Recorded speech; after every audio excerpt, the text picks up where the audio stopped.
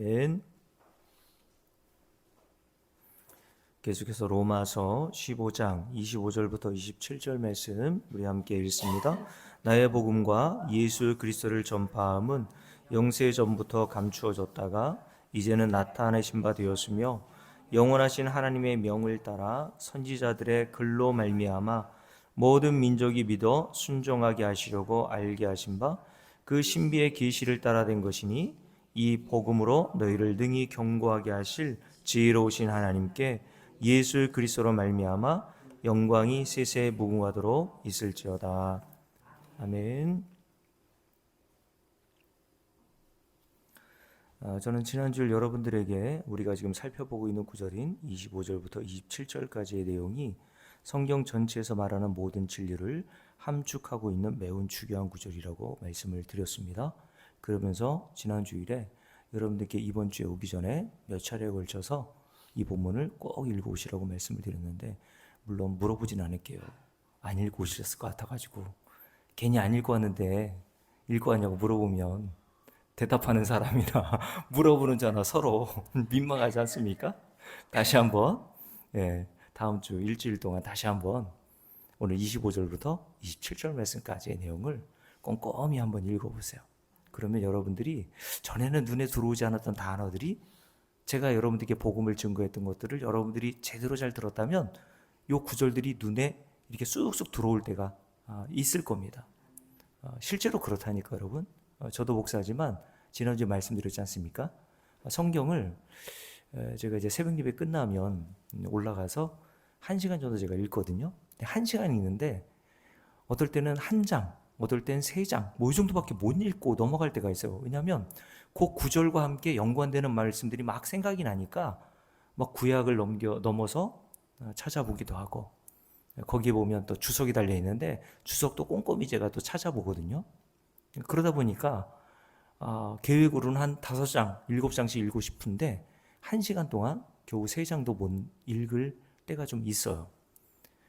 그러면서 저도 이제 스스로 만족하면서 기뻐하는 거죠. 야, 성경이 이렇게 어떻게 일관성과 통일성을 가지고 구약과 신약이 똑같은 얘기를 하고 있지? 그러니까 이 성경이라는 것은 사람이 쓴 것이라면 이렇게 일관성과 통일성을 갖출 수 없는데, 왜냐하면 성경 전체는 1600년 동안 40여 명의 저자를 통해서 쓰여진 게 성경이거든요.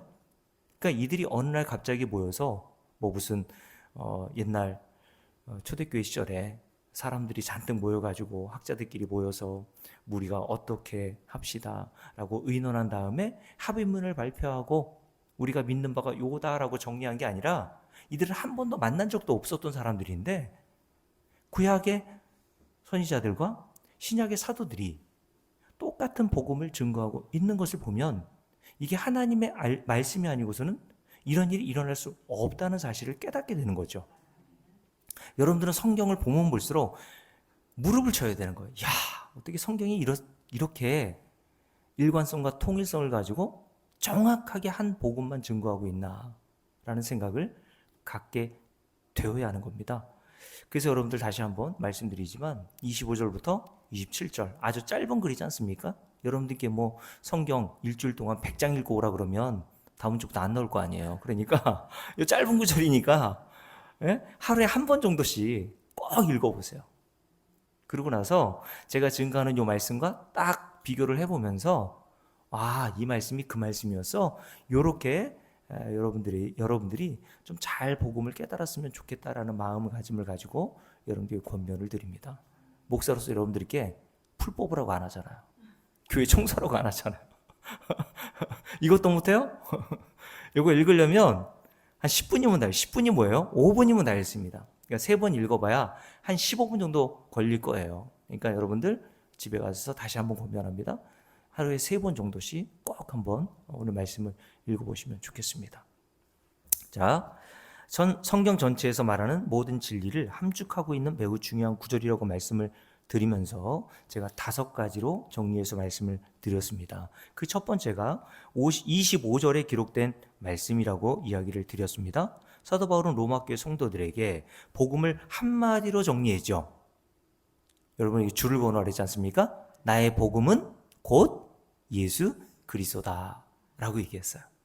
여기서 나의 복음 그 과를 곧이라고 바꿔 써야 좀 더 의미에 부합하고 여러분들이 성경을 이해하는데 좀 더 쉽다 이렇게 이야기를 드렸지 않습니까? 거기에 곧이라고 쓰시면 돼요. 나의 복음 곧 예수 그리스도다. 이것은 제가 한 말이 아니라 했습니다. 다른 성경 번역본에서도 곧이라고 썼어요. 사도 바울이 증거하는 복음은 뭡니까?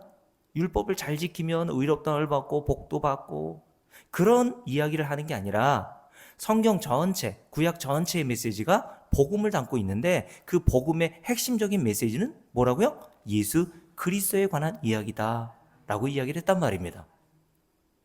그러니까 여러분들은 구약 성경을 읽을 때마다 어디를 읽든지 관계없이 사도 바울이 나의 복음은 곧 예수 그리스도라고 했다면 구약 성경 어디를 보든지 룻기를 보든지 그 다니엘서를 보든지 욥기를 보든지 뭐 욥의 인내라든가 뭐 이런 걸 보는 게 아니라 거기에서 예수 그리스도가 발견돼야 되는 거예요. 그러니까 여러분들은 성경을 보면서 전에는 저도 그랬거든요. 자꾸 성경은 인간의 그 본성상 성경에 기록되어 있는 인물들이 자꾸 보여요. 그죠? 다윗이 한 일이 보이고 다니엘이 사자굴에 들어가서 살아난 이야기가 들리고 제가 그래서 그 이야기 다니엘의 이야기를 들었을 때 얼마나 마음이 뜨거운지 몰라요. 나도 다니엘처럼 사자굴에 들어가서 사자의 입을 봉할 정도의 믿음을 가지고 살아야지. 그런 얘기하는 거 아닙니다, 여러분. 인간이 하는 일 대단한 일 있다 그랬어요? 없다 그랬어요? 없다 그랬어요, 여러분. 천지를 창조하신 우주보다 훨씬 더 크신 하나님 앞에 인간이 행한 일이 뭐가 그렇게 가치가 있습니까, 여러분? 그렇지 않아요? 성경은 인간이 한 일이 가치 있다고 얘기하는 게 아니라 인간은 다 가치 없는 인간들인데 그런 가치 없는 인간들을 하나님께서 사랑하셔서 자기 아들을 보내주신 그 하나님의 자비와 긍휼과 은혜만을 증거하도록 세팅되어 있는 게 성경이란 말입니다, 여러분. 그 하나님의 자비와 긍휼과 놀라운 은혜가 어디에 담겨 있어요? 예수 그리스도와 십자가에 담겨 있는 거예요.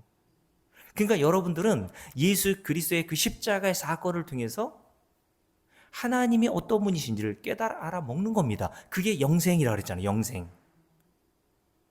영생은 요한복음 17장 3절 뭐라 그랬습니까? 유일하신 참 하나님과 근데 그 참 하나님은 영이신 분으로서 우리가 도저히 감지할 수 없는 분이잖아요. 육신을 입고 있는 우리가 어떻게 영이신 하나님을 알아먹고 깨달아 알 수 있습니까? 그분은 육신을 가지고 있는 우리가 도저히 감지도 안 되고 깨달을 수도 없는 분이란 말입니다. 그래서 하나님은 자기를 나타내시기 위해서 사람의 형상을 입히시고 자기 아들 예수를 세상에 보내셔서 그 아들이신 예수 그리스도를 통해서 하나님 아버지를 알게끔 하셨단 말이에요.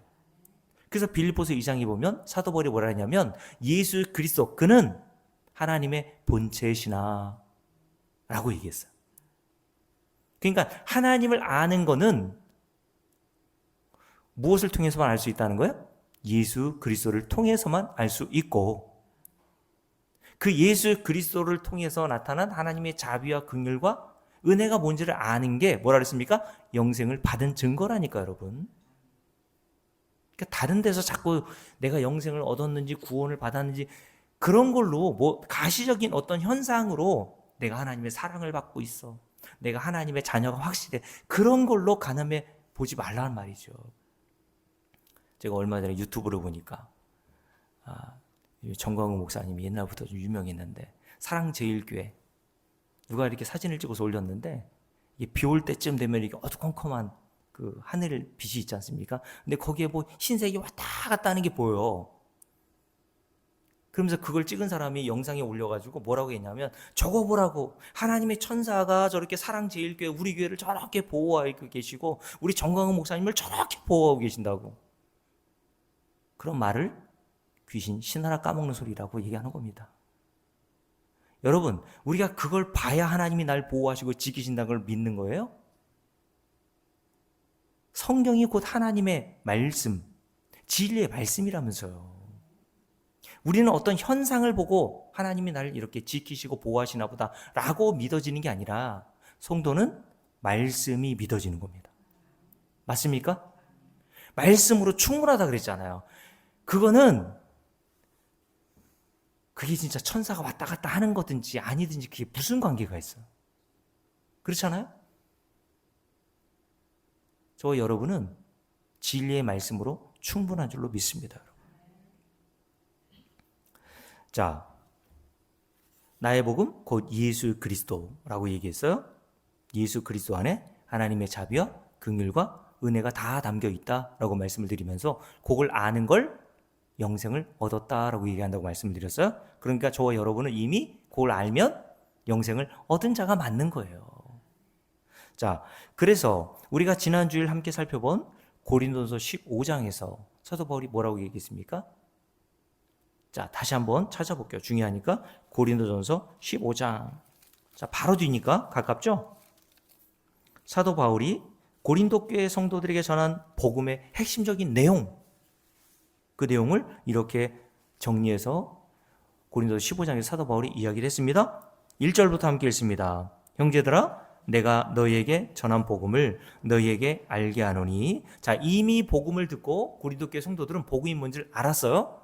근데 다시 고린도 전서라고 하는 서신을 써서 다시 고린도 교회 성도들에게 복음을 알려주겠다고 얘기하는 겁니다. 그래서 제가 말씀드렸잖아요. 복음은 한 번 듣고 말아야 될 그런 정도의 가벼운 내용이 아닙니다, 여러분. 듣고 또 들어야 되는 거예요. 그게 우리에게 빌보 3장의 사도 바울이 뭐라 하냐면 그게 너의 영혼에 안전한 거야. 복음을 듣는 것보다 더 중요한 일이 없다니까, 여러분. 그래서 성도들은 복음을 듣고 또 들어도 매일 새로워요. 그렇지 않아요, 여러분? 저만 그런가요? 그래서 찬송가에 뭐라고 되어 있냐면 주 예수 크신 사랑 또 들려주시오. 나 항상 듣던 말씀. 옛날 찬송가에는 내 평생 듣던 말씀 이렇게 찬송을 했는데 그거를 나 항상이라고 바꿔서 저는 좀 서운하더라고요. 평생에 듣던 말씀, 이게 더 저한테는 막 어감이 와닿던데, 평생에 듣던 말씀, 평생에 듣던 말씀, 뭐예요? 주 예수 크신 사랑 또 들려주시오. 성도는 이렇게 된단 말입니다, 여러분. 그러니까 여러분들은 교회에 오셔서 이런 복음을 또 듣고 또 들어야 되는 거예요. 근데 사도 바울이 전한 고린도 교회 성도들에게 전한 복음이 뭡니까? 자, 15장 1절. 이는 너희가 받은 것이요 또 그 가운데서 선 것이라. 너희가 만일 내가 전한 그 말, 복음이라고 써놓으시면 됩니다. 내가 너에게 전한 그 말, 복음은 말로 전달됐잖아요, 그죠? 그래서 제가 여러분들께 주일에 말씀드렸죠. 어떤 선지자가 참 선지자인지 거짓 선지자인지, 어떤 목사가 주의 종인지 그렇지 않은지는 외적인 것, 행위를 보고 판단하면 안 된다 그랬어요. 그 사람이 하는 말을 보란 말이라고, 말을 봐야 된다고 말씀드렸잖아요. 이건 제가 한 말이 아니라 사도 요한이 자신의 서신서에서 한 말이란 말입니다.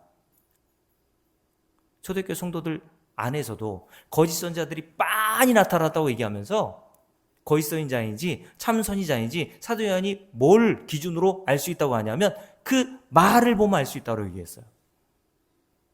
자, 사도 바울은 말로 복음을 증거했어요. 그 복음의 내용이 뭡니까? 자, 함께 읽습니다. 2절. 너희가 만일 내가 전한 그 말을 굳게 지키고 헛되이 믿지 아니하였으면 그로 말미암아 구원을 받으리라.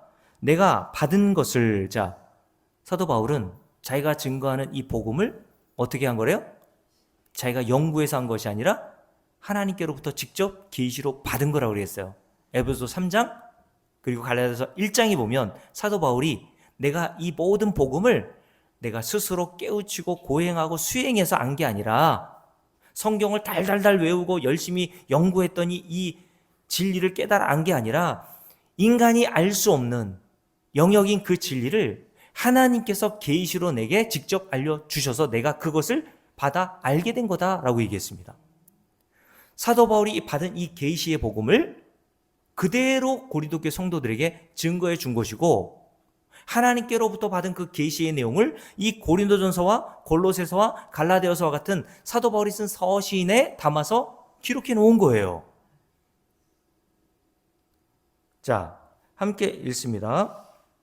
3절, 내가 받은 것을 먼저 너에게 전하였느니 이는 성경대로, 여기서부터 사도 바울이 계시로부터 하나님의 계시로 받은 복음의 내용을 간략하게 설명합니다. 한마디로 말하면 이런 뜻입니다. 성경대로 그리스도께서 뭐를 위해서?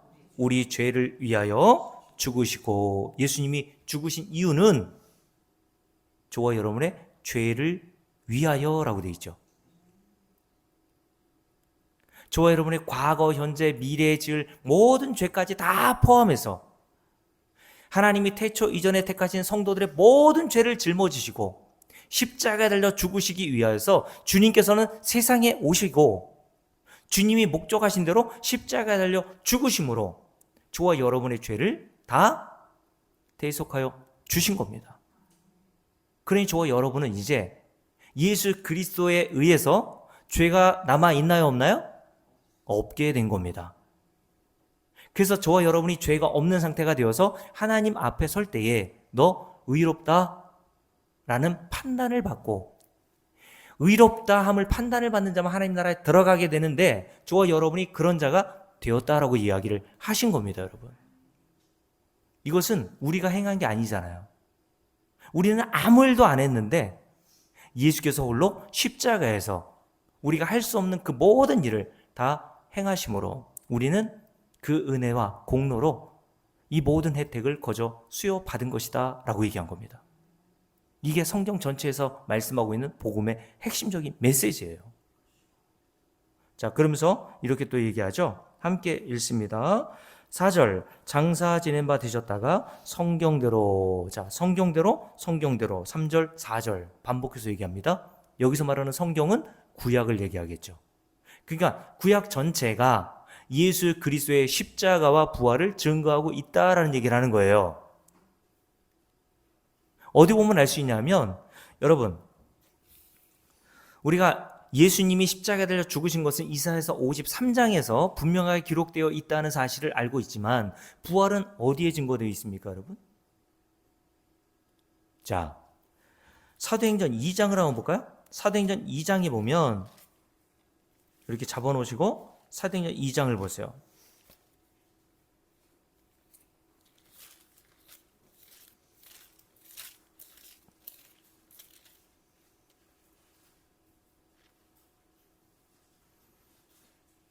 자, 사도행전 2장에 보면 오순절 날 성령이 충만했던 사도 베드로가 오순절을 지키기 위해서 모여들었던 유대인들에게 설교를 합니다. 성령이 충만한 상태에서.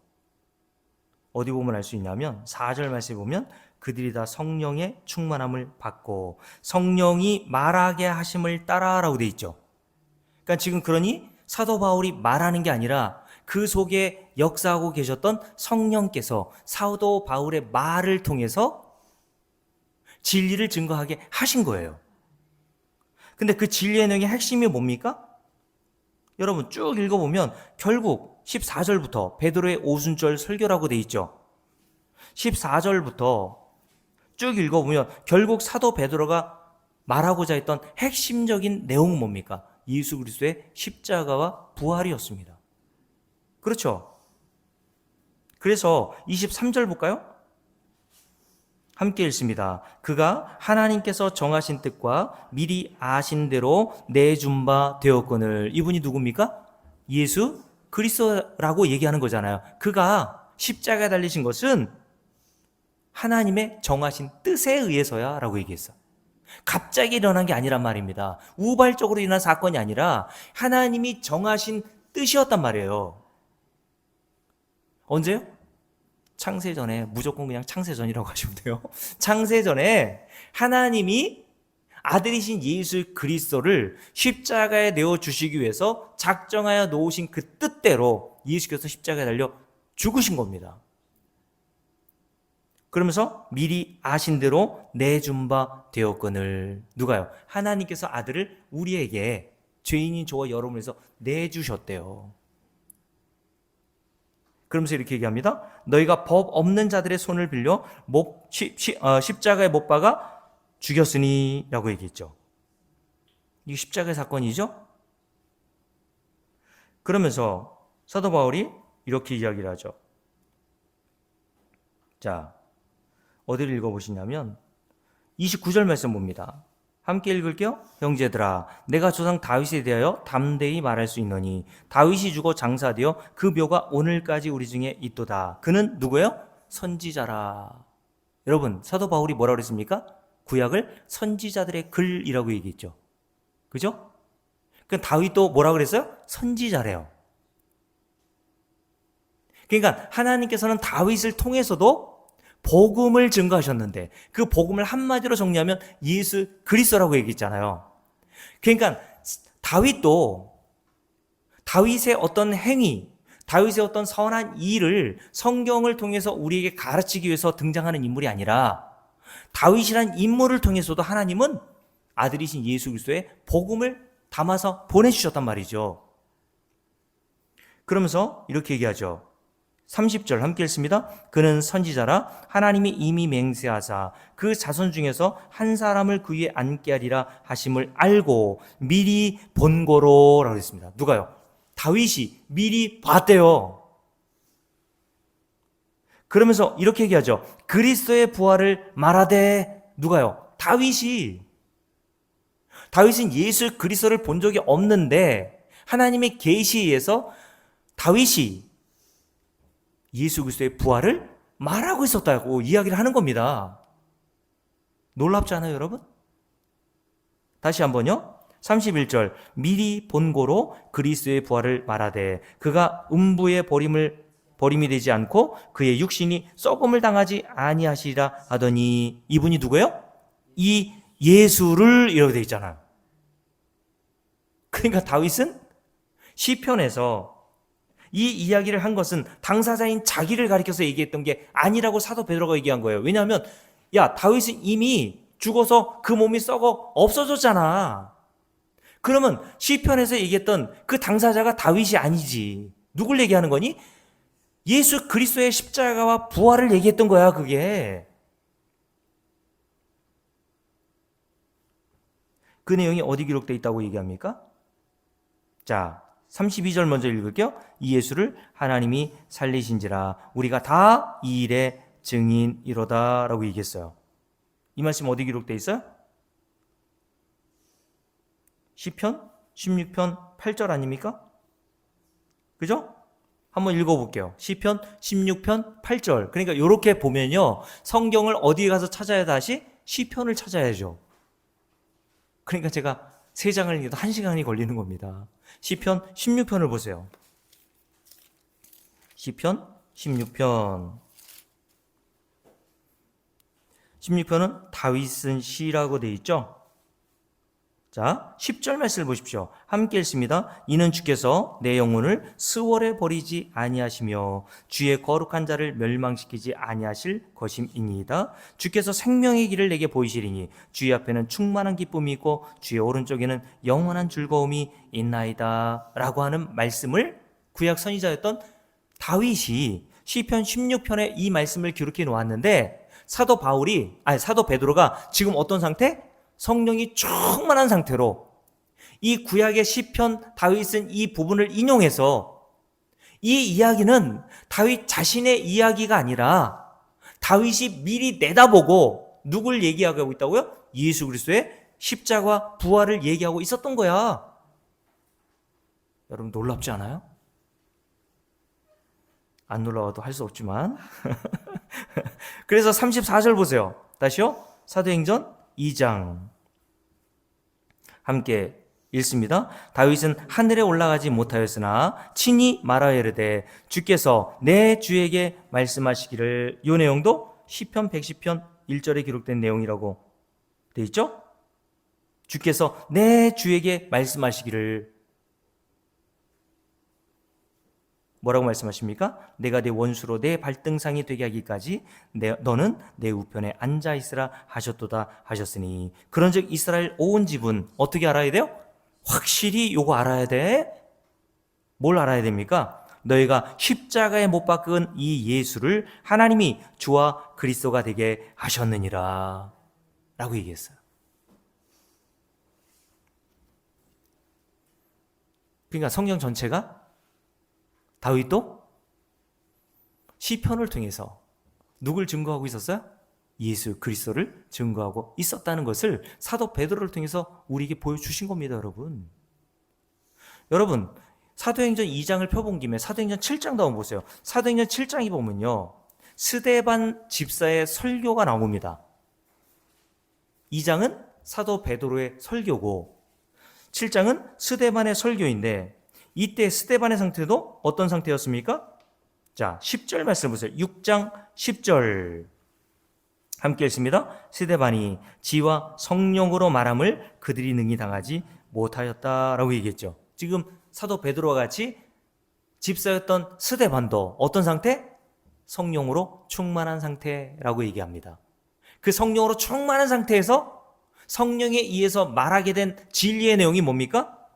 7장을 보면 맨 위에, 여러분 성경 맨 위에 보면 뭐라고 돼 있어요? 주제가 스데반이 설교하다 이렇게 돼 있죠. 근데 스데반의 설교의 핵심 내용이 뭡니까? 쭉 나와요. 뭐 1절부터 쭉 읽어보면 아브라함도 나오고 뭐 야곱도 나오고 요셉도 나오고 쭉 얘기를 해요. 근데 결국 스데반이 하고 싶었던 핵심적인 이야기가 뭡니까? 함께 읽어볼게요. 그 뒤쪽 쭉 넘겨보면 설교가 굉장히 길죠. 함께 읽습니다. 자, 51절 보세요. 51절 함께 읽습니다. 목이 곱고 마음과 귀에 할례를 받지 못한 사람들아, 너희도 너희 조상과 같이 항상 성령을 거스르는도다. 너희 조상들이 선지자들 중에 누구를 박해하지 아니하였느냐? 의인이 오시리라고 예고한 자들 누굽니까? 의인은 누구? 예수 그리스도시죠. 왜냐하면 로마서 3장에서 사도 바울이 뭐라 했습니까? 이 세상에는 의인이라고 부를 만한 자가 한 사람도 없어. 오직 하나님이 의인으로 보실 수 있는 분, 죄가 없으신 분은 한 분밖에 없어요. 예수 그리스도밖에 없습니다. 그러니 예수 그리스도가 의인으로서 죄인인 저와 여러분을 대신하여 십자가를 지셔야 할 유일한 자격과 조건을 갖추신 분이란 말이에요. 맞습니까? 어떤 인간도 저와 여러분의 죄를 대신할 자가 없어요. 왜요? 다 죄인인데 누가 누구 죄를 짊어집니까? 제가 이금희 권사님의 짐을, 죄의 짐을 좀 짊어지고 가면 좋겠는데 저의 죄의 짐도 무겁단 말입니다.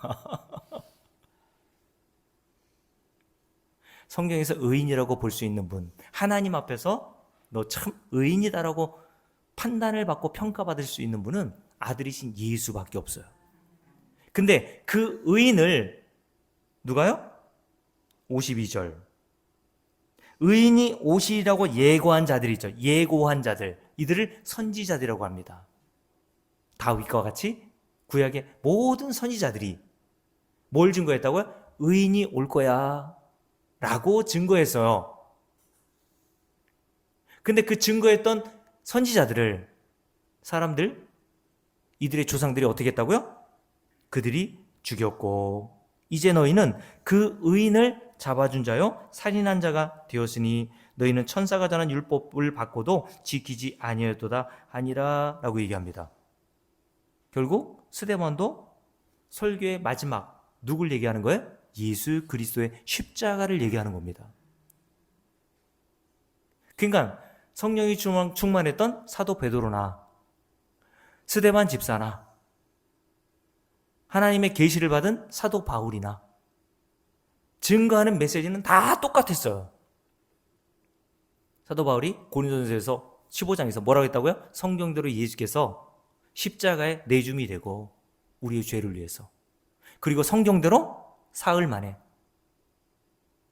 장사 지닌 지 사흘 만에 부활하셔서 우리를 의롭다 하시는 증거로 살아나셨다, 이런 말씀을 고린도서 15장에서 했단 말이죠. 자, 다시 고린도서 15장을 볼게요. 자, 함께 읽습니다.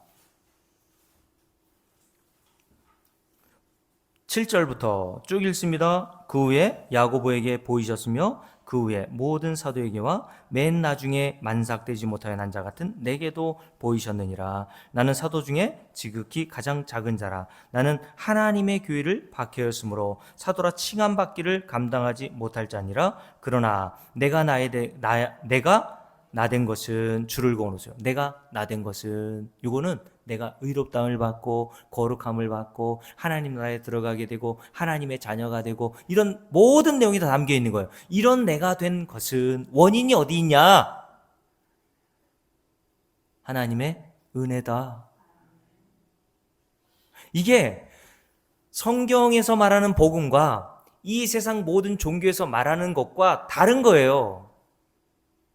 이 세상의 모든 종교는 다 모든 원인이 사람에게 있다고 하지 않습니까? 그죠? 근데 성경은 이 세상의 모든 원인은 복과 저주, 영생과 구원, 이 모든 원인이 인간에게 있는 게 아니라 하나님의 은혜로 주어진 것이다 라고 증거하고 있는 겁니다, 여러분. 이게 성경 전체의 메시지라니까, 여러분. 저와 여러분이, 여러분과 제가 된 것은, 이 자리에 앉아있게 되고 복음을 알게 된 것은 내가 똑똑해서요? 우리 최금수 집사님이 얼마 전에 저를 만나서 저를 보면서 그런 생각을 했대요. 어떻게 목사님은 이걸 하셨지? 저도 신기해요, 제가. 여러분은 어떻게 하셨습니까?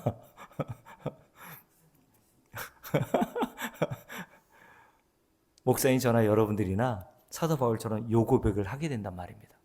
나의 나 된 것은 목사님 덕분입니다 하시면 안 되고 하나님의 은혜로 된 것입니다.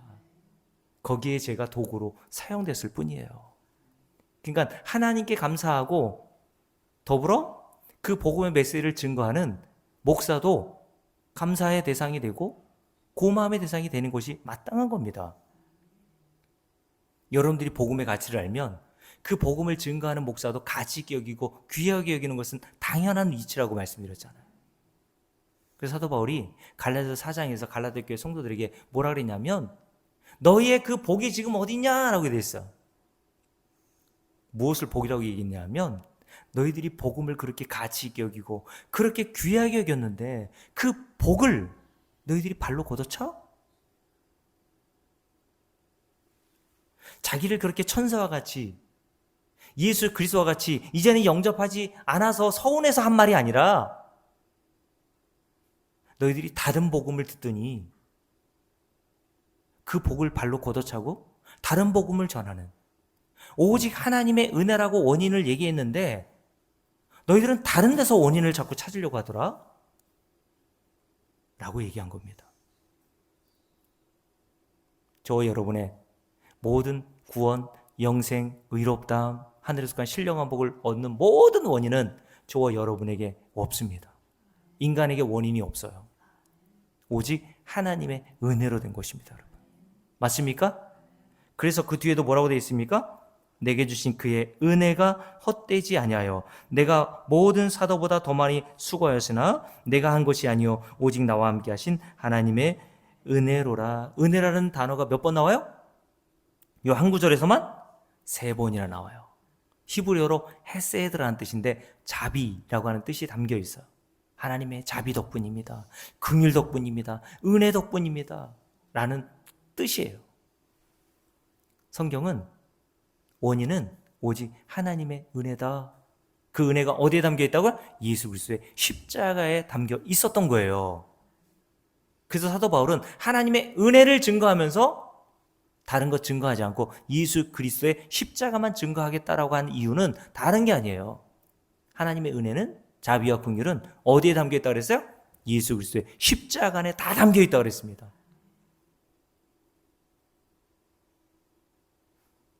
그러니 모든 사도보다 더 많이 수고하고도 이건 내가 한 것이 아니에요. 이게 자기 부인이죠.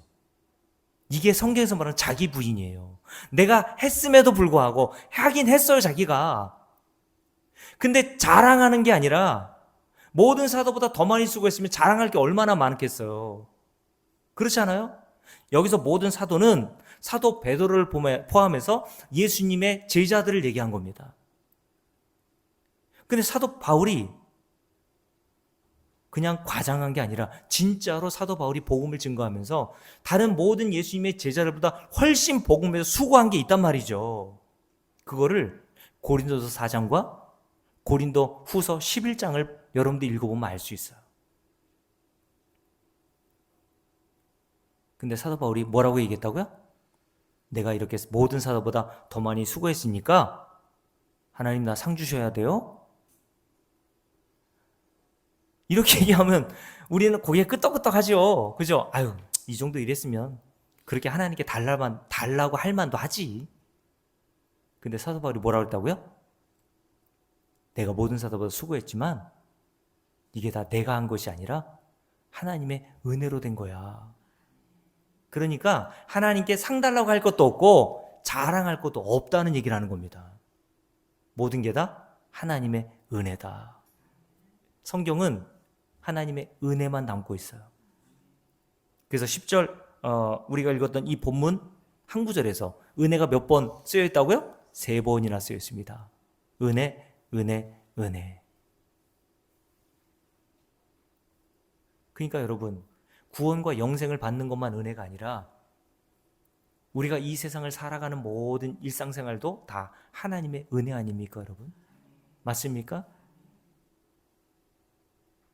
기도 응답도 여러분이 기도 열심히 해가지고 남들보다 7시간 방언기도 하고 철야하고 금식해서 내가 이렇게 했더니 기도 응답을 해주는 게 아니라고 주일에 말씀드렸잖아요. 그건 인과응보, 이 세상 풍조라 그랬지 않습니까? 하나님이 우리에게 주신 거는요, 다 은혜로 주시는 거예요. 여러분들이 뭘 해서 받는 게 없단 말입니다, 여러분. 그러니 이 말을 누가 제일 싫어할까요? 가장 열심히 있는 사람이 제일 싫어하죠.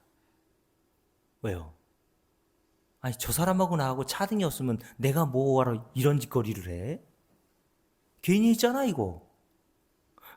이런 생각을 하는 거죠. 그래서 포도원 품꾼에 비유해 보면 누가 제일 승질났어요? 가장 먼저 온 자. 괜히 왔잖아, 아침 일찍부터. 저도 옛날에 그럴 때가 있었다고 그랬지 않습니까? 복음을 몰랐을 때는 그때는 왜 이렇게 율법주의적으로 교회에서 신앙생활을 하게 했는지. 목사님이 그렇게 안식일을 지키라고 이야기를 했거든요. 아침 새벽부터 나가서 주일학교 반사에다가 성가대에다가 찬양단에다가 그러면 저녁 5시예요. 저녁 7시에 저녁 예배가 또 있었단 말이죠. 7시 반이나. 그러면 저녁 먹고 바로 와서 예배 전에 30분 찬양 인도하고 그리고 예배 드리고 9시 오면 또 성가대 또 연습을 해요. 그럼 집에 들어가면 파김치가 들어갑니다. 그때 제가 어떤 생각이 들었냐면 에이씨, 나도 구원받은 강도처럼 죽을 때나 예수 믿을걸. 젠장. 괜히 그냥 엄마 뱃속에서부터 교회 다니기 시작해가지고 그러면서 제가 그런 생각이 있었어요. 이러다가 뭘 안 하면 구원에서 취소되거나 하나님 날 버리시는 건 아니야? 그러니까 제가 한 일은 두려워서, 무서워서 지옥 갈까 봐. 여러분 그런 적 없어요? 그죠? 무서워서, 두려워서. 그러면 여러분들 그런 두려움과 공포를 자극해서 여러분들에게 이렇게 메시지를 증거하면요, 여러분들에게 지금보다 훨씬 많은 열심도 끌어낼 수 있고 그렇습니다, 여러분. 그럼 목회가 쉬워진다니까요. 너 그러면 지옥 가? 똑바로 안 해? 그런 식으로 하면 사람들이 무서워서라도 한다니까요. 그러니까 제 목회가 힘들 수밖에 없는 게 은혜 들어왔어요. 그러니까 어떤 생각을 합니까? 안 해도 되나 보다. 이런 생각을 하는 거예요. 여러분, 제가 그런데 이런 생각을 하다가 은혜를 알고 나니까요, 하나님께서 날 불러주신 것만으로 너무 감사한 거예요. 야, 모든 게 다 하나님의 은혜였는데 내가 뭘 한다고, 내가 뭘 좀 안 한다고 하나님이 구원을 취소시키기도 하고 다시 천국으로 들여보내시기도 하고 왔다 갔다 왔다 갔다. 네? 창세전에 하나님께서 저와 여러분을 영생을 주시기로 택하신 줄로 믿으십니까? 그럼 그 약속은 변함이 없어요. 저와 여러분의 행위가 하나님의 약속을 취소하지 못한단 말입니다. 이 은혜를 여러분들이 안다면 어떻게 하나님을 찬송하지 않고 감사하지 않고 예배하지 않을 수 있겠냔 말이에요, 여러분. 그래서 오늘 말씀 볼까요? 11절 말씀 보세요. 함께 읽습니다. 그러므로 나나 그들이나, 나는 여기 누구겠습니까? 사도 바울을 얘기하는 거고, 그들이나는 누구예요? 자기와 같이 하나님의 계시를 받고 복음을 전했던 사도들을 얘기하는 거예요. 나나 그들이나 뭐 했습니까? 이같이 전파함에 똑같은 복음을 전파했어 라는 얘기를 하는 겁니다. 나나 그들이나 한 번도 만난 적도 없고 의논할 수 없는데 똑같은 복음을 전파했어. 무슨 복음을 전파했어요? 10절 모든 게 다 하나님의 은혜야. 요거 증거했어요. 요거 예수 그리스도의 십자가의 은혜로 네가 영생도 얻고 의롭다함을 받고 하늘에서 간 신령한 복도 얻은 거지. 네가 뭔가 거기에 보태서 얻을 게 없어. 너에게는 원인이 없다니까? 그걸 전파했단 말이에요, 여러분. 나나 그들이나 모든 사도들이 동일한 계시의 말씀을 듣고 동일한 복음을 전파했고, 그 복음을 들었던 자들, 고린도 교회 성도들이 뭐라고 합니까? 너희도 이같이 믿었느니라. 동일한 복음을 증거했더니 하나님이 택하신 고린도에 살고 있었던 자들 중에 고린도 교회 성도들 많이 이 복음을 듣고 진리를 깨달아, 인과응보가 아니라 모든 게 하나님의 은혜로 예수 그리스도의 십자가의 공로로 내게 주어진 것이라는 사실을 깨닫게 되었단 말이에요. 그러니 저와 여러분들이 다 은혜로 받은 건데 차별과 차등이 있으면 돼요, 안 돼요? 은혜는 차등과 차별이 없는 게 은혜라는 얘기예요. 그러니까 어디 가서 차등과 차별을 얘기하면 물어보세요. 그게 은혜인가요? 물어보세요. 그래서 사도 바울이 골로새 교회 성도들에게 줄기차게 얘기했던 게 뭡니까? 수구다인이나 유대인이나 자유인이나 인종차별, 흑인이나 백인이나 황인이나 목사나 여러분과 같이 평신도나 직분에 관계없이 구원받은 강도나 순교했던 사도 바울이나 차별이 있습니까? 없습니까? 없다라고 얘기했어요. 왜요? 사도 바울도 내가 한 거 아무것도 없어. 다 하나님의 은혜로 된 거야. 라고 얘기를 했는데 누가 감히 하나님의 은혜에 인간의 행위를 보탤 수 있냔 말입니다, 여러분.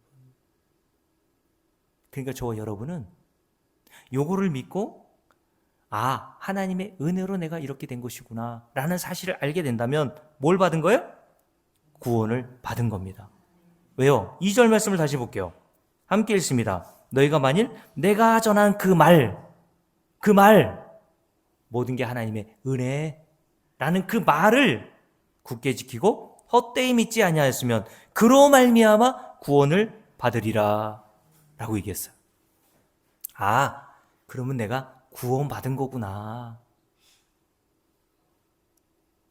그걸 알게 된단 말이죠, 여러분. 그래서 여러분 갈라디아서 1장을 보고 마칠게요. 갈라디아 1장에 보면 사도 바울이 이렇게 얘기했습니다. 갈라디아서 1장을 보세요. 갈라디아서 1장을 보십니다. 자, 11절부터 쭉 읽습니다. 형제들아, 내가 너희에게 알게 하노니 내가 전한 복음은 사람의 뜻을 따라 된 것이 아니니라. 이는 내가 사람에게서 받은 것도 아니요 배운 것도 아니요 오직 예수 그리스도의 계시로 말미암은 것이다. 내가 이전에 유대교에 있을 때에 행한 이 일을 너희가 들었거니와 하나님의 교회를 심히 박해하며 멸하고 내가 내 동족 중 여러 영갑자보다 유대교를 지나치게 믿어 내 조상의 전통에 대하여 더욱 열심히 있었으나 그러나 내 어머니의 태로부터 나를 줄을 그어놓으세요. 나를 어떻게 하시고? 택정하시고. 나를 언제? 어머니의 태에 있을 때. 이걸 그냥 쉽게 창세전이라고 하시면 돼요. 하나님께서 사도 바울이 행하는 그 일을 보시고 내가 너를 택할지 사도로 삼을지를 선택하는 기준으로 삼으신 것이 아니라 사도 바울이 뭘 하지도 않았는데 그의 어머니 뱃속에 있을 때부터 하나님께서 사도 바울을 구원하시고 복음을 증거하는 사도로 택해 놓으셨단 말이에요. 그러면 택하신 자를 하나님이 어떻게 하셔야 합니까? 그 뒤에 이렇게 돼 있죠. 역사 속에서 하나님이 이 택하신 자 사도 바울을 어떻게 하시죠? 함께 읽습니다. 어머니 태로부터 나를 택정하시고 그의 은혜로 나를 부르셨다라고 되어 있죠. 어떤 자를 하나님이 복음을 통해서 불러주십니까? 택하신 자들만. 맞아요? 그러니까 우리가 구원을 받고 영생을 받는 것은 원인은 내게 있는 게 아니라 그랬잖아요. 원인은 누구에게 있어요? 나를 창세전에 작정하시고 택하여 주신 하나님께 있는 겁니다, 여러분.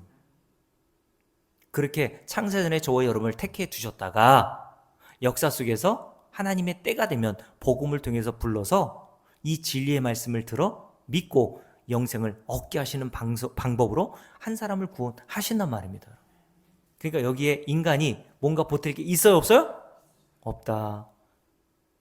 여러분들이 어머니 뱃속에 있을 때 손 들고 나왔습니까? 나 좀 택해 주세요. 이게 로마서 9장에 기록되어 있는 야곱과 에서의 이야기하고 똑같은 얘기입니다.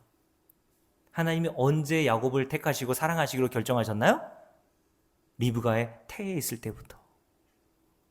야곱이 무슨 선이나 악을 행하기도 전에 하나님은 야곱의 행위를 보시고 그를 택하신 것이 아니라 하나님이 일방적으로 야곱을 사랑하기로 택하셨고 그 택하신 그 작정으로 말미암아 야곱의 어떤 일이 일어나든지 관계없이 하나님이 끝까지 창세기 28장에 보면요, 아버지 이삭과 형 에서를 속이고 혈혈단신으로 피신을 가던 야곱에게 하나님이 나타났어요. 그곳을 옛날 지명은 루스였는데 야곱이 그 지명을 하나님을 보고 바꿨어요. 벳엘.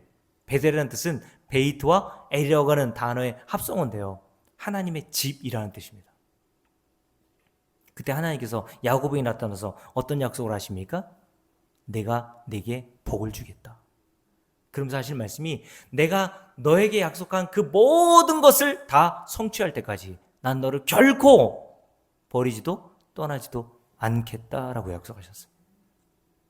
이게 하나님이 저와 여러분에게 약속하신 거라니까, 여러분. 왜 야곱에게 이런 약속을 하십니까? 파렴치한 그 야곱에게? 야곱을 이미 어머니 뱃속에 있을 때부터 그렇게 하시기로 택하셨기 때문에 그 약속하신 대로 하나님은 야곱을 인생 끝날 때까지 꽁무니를 따라다니면서 결국 그에게 복을 주시고야 마시더라는 거예요.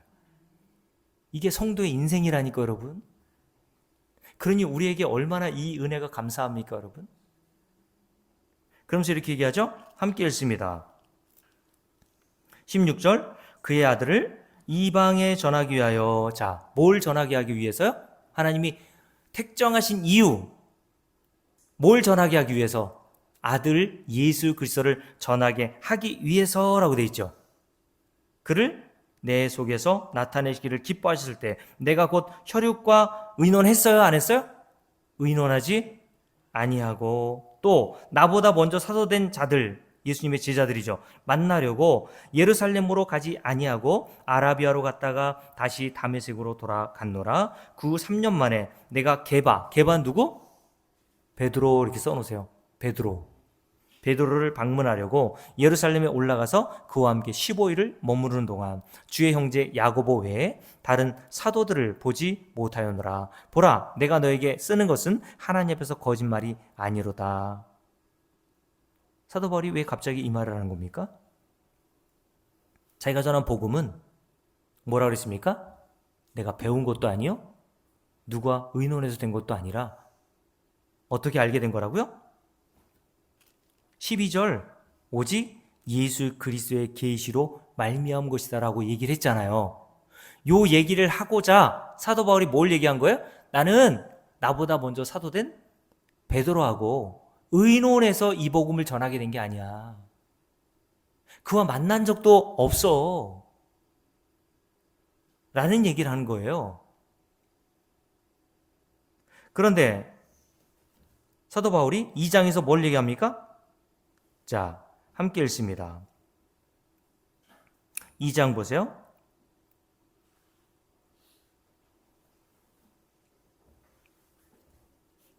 자, 2장 6절부터 함께 읽습니다. 함께 읽을게요. 유력하다는 이들 중에 본래 어떤 일이든지 내게 상관이 없으며 하나님은 사람을 뭘 보지 않으세요? 외모로 취하지 아니하시나니. 여기서 줄을 걸으세요. 하나님은 외모를 보고 사람을 취하지 않는다. 그 사람의 행위, 그 사람이 얼마나 착한지, 얼마나 버부시도 사는 사람인지, 그거는 하나님의 선택의 기준이 아니란 말이에요. 그건 하나님의 구원을 주시는데 아무런 영향을 미치지 못한단 말입니다. 함께 읽습니다. 저 유력한 이들은 내게 의무를 더해준 것도 없고. 7절 도리어 그들은 내가 무할례자에게 복음 전함을 맡은 것이, 무할례자는 이방인들을 얘기하는 거예요. 복음 전함을 맡은 것이 베드로가 할례자는 유대인들입니다. 에게 맡은 것과 같은 것을 보았고 베드로에게 역사하사 그를 할례자의 사도로 삼으신 이가 또한 내게 역사하사, 여기서 줄을 그으시는데 역사하다 두 번. 베드로에게 역사하셨던 하나님께서 내게도 역사하셔서 뭐하게 하셨어요? 복음이라는 걸 증거하시기 위해서 사도로 삼으셨대요.